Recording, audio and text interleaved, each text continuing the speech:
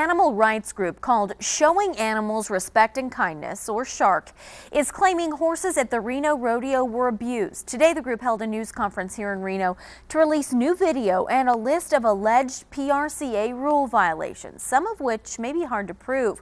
We want to be clear, though, this alleged abuse is said to have been done not by the Reno Rodeo, but by another party. Take a look at the man in the red and black shirt and yellow gloves. This is video that was recorded by the animal rights group SHARK at last month's Reno Rodeo. Watch closely as the man touches the horse's neck with his right hand while holding his belt or his shirt with his left. Then watch the horse's immediate reaction. And it's not just one piece of video, it happens a number of times.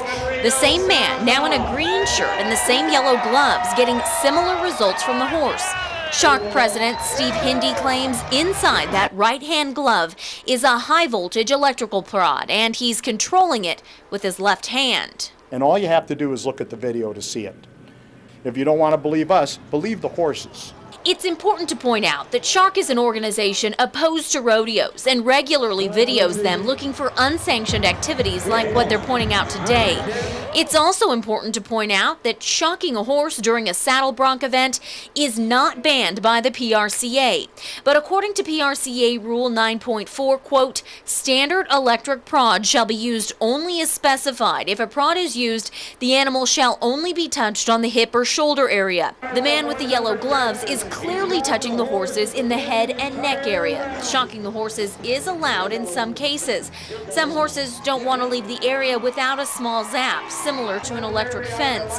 But Hindi claims there are other reasons the gloved man is shocking these horses. Rodeo claims that their horses are born to buck, but that's simply not true. These are tame, domesticated animals. According to Hindi and his organization, the gloved man is shocking the horse in an attempt to get the horse to buck, not to get it out of the chute.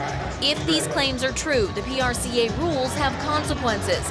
According to Rule 10.1.5, quote, use of a prod without the agreement of the contestant, stock contractor, and the judge before the contestant's competition begins in the saddle bronc shall result in a fine of $1,000, doubling with each violation to the stock contractor, and the contestant will receive the automatic option to re-ride.